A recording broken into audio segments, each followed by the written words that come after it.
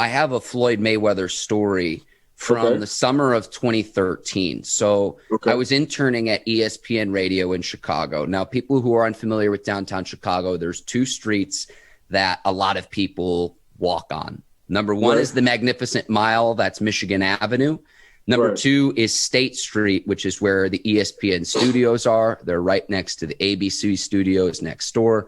Right across the street is the Chicago Theater. Now, the day before I was set to start my internship, I was supposed to come in the day Floyd Mayweather was in our studios to promote a September fight that he had in Las Vegas with Canelo Alvarez.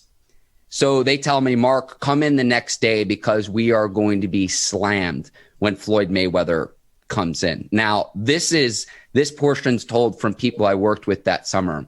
Floyd Mayweather rolls up with his crew and his bodyguards. 3 Cadillac Escalade SUVs roll up right in front of the studios on State Street and park the Cadillac SUVs right in front of the studios. State Street and Michigan Avenue are not streets where you just park on because of the amount of traffic in downtown. And they just left them there for the whole interview. So Floyd comes into the studios, and the radio host, his name's Mark Silverman, still on Waddle and Sylvia and ESPN Radio in Chicago, still an afternoon radio show, even now nearly a decade later, says, Money, how much is your wristwatch worth right now? And he says, oh, that's a cool $1 million. And it's just like, man, how much would that garner for the whole salary of so many people that worked at ESPN Radio that summer? But I'll always remember that because the day I was set to start my internship that summer in ESPN Radio got bumped back a day by Floyd Mayweather when he came in. And the fact that he parked it, like, I can't tell you how many times I've been on State Street in Chicago.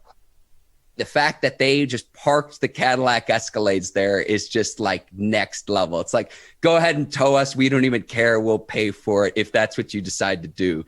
It was one of the most alpha things I've ever seen in my life. Once Pretty Boy Floyd went to Money Mayweather, it was a wrap. All he been about was his green. So, you know, when you ask your kids to eat foods and they don't want to eat their vegetables, they need to look at Floyd, because every time you put a plate down, man, that's all he got on his goddamn plate is vegetables, green all over the place. Well, I mentioned the $1 billion athletes. Floyd Mayweather is one of them. He's in the same era as Michael Jordan, Tiger Woods.